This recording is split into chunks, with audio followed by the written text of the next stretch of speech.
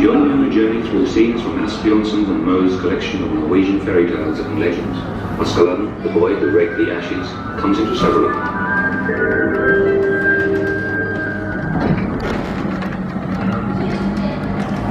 The story of the three princesses in the Magic Mountain tells of the princesses who had to stay indoors until they were 15 years old, or they would be swept away by a snowstorm. But one fine summer's day, they persuaded the guard to let them out.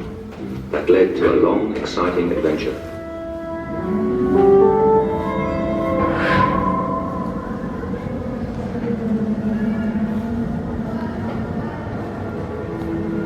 The princess who always had to have the last word is the story of the king's daughter, who was so wayward and willful in her speech that no one could talk her down.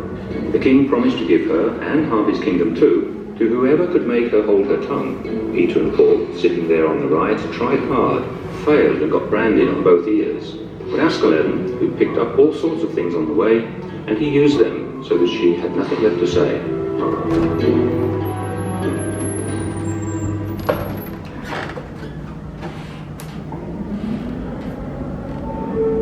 Farmer Weatherbeard is the story about a man who went out into the world with his son to make him the master of all masters. Sure enough, Father Weatherbeard came in his carriage. He knew what to do, and he took the son and drove away up into the sky. Searching for his son, the father came to a little cabin in the forest where an old troll woman lived. There he got a bed for the night and good advice on how to find his son, who really had become the master of all masters.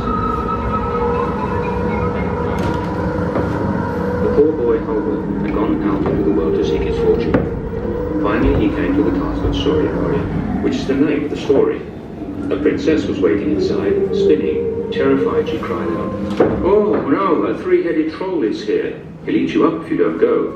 "I should like to meet that fellow," said Halvor, taking a swig of magic potion and grabbing the great sword from the wall. Just then the giant came in roaring. "Fee, fi, fo, fum, I smell the blood of a Christian man." "Right you are," said Halvor. He cut off all the troll's 3 heads, but he had to undergo many more trials before that story reached its end. In the tale of the squire's bride, a beautiful girl says no to marrying a very rich, old squire. But her father says yes, and they had to trick the girl. When the wedding day came, a farm boy was sent down to the fields to tell her he had come to fetch what her father had promised the old man. The girl sent her pony, which was driven up the stairs to where the bride gown lay. And so it was that the pony was dressed as the bride. And the squire, well, he was happy with the bride, but he never went courting again.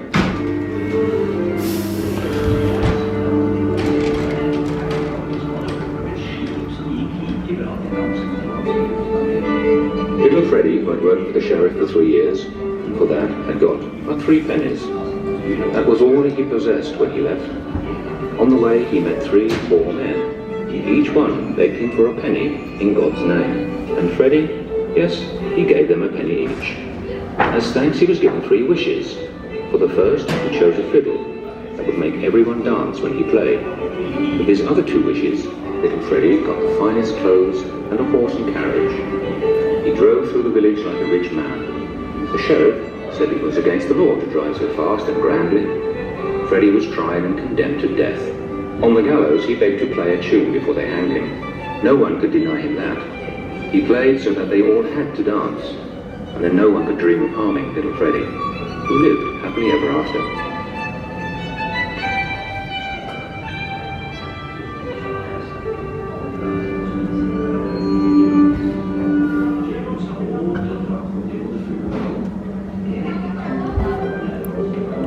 In the tale of Askeladden and the Good Helpers, there was a king who had heard of a ship that sailed as well on land as on sea, and in the air too.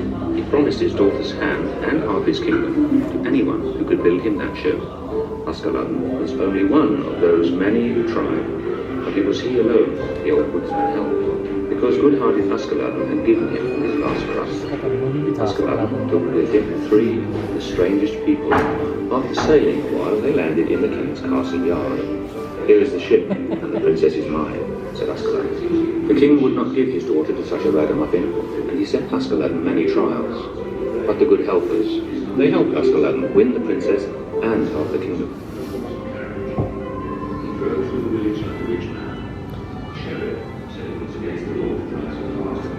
The town mouse and the field mouse argued over which of them lived best.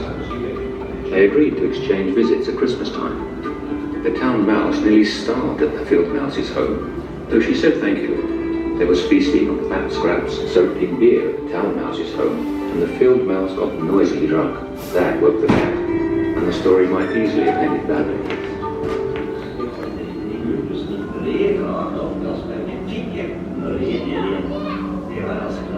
There was a man who had a wife who was dreadfully contrary. They stood on the bridge and looked at the cornfield. The man said, "Tomorrow we shall reap the corn." "Yes, tomorrow we shall snip it," she said. "Whoever harvested with scissors?" asked the man. "Yes, yes, snip, snip, snip," she shouted. But in her fury she tripped and fell in the river. The man jumped in and she managed to save her.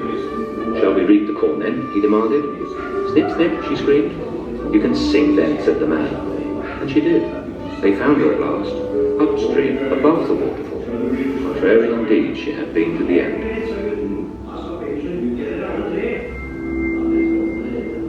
Maiden on the Glass Mountain is about a king who gave his daughter's hand to the man who could ride up the Glass Mountain and take the apple that lay in the princess's lap.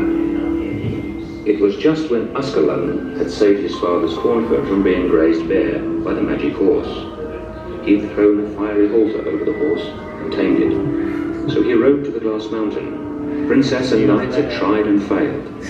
Suddenly, a knight in golden armor rode up the mountain, took the apple and rode away again. It was Askeladden. What a wedding feast there was when he claimed his princess.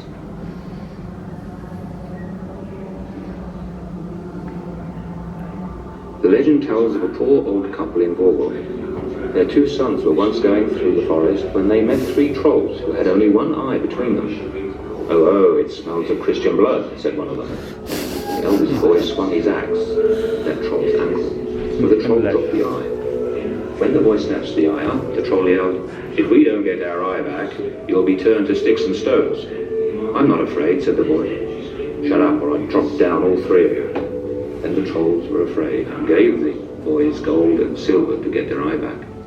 Since then, no one has seen the trolls in Hagar Woods. Nice. Henrik Ibsen was in debt to a fine tradition of legends and storytelling rooted in Norway's greatest valley, Gudbrandsdalen. He walked up the valley himself in 1862, stopping first at Norwegian near Hunderfossen.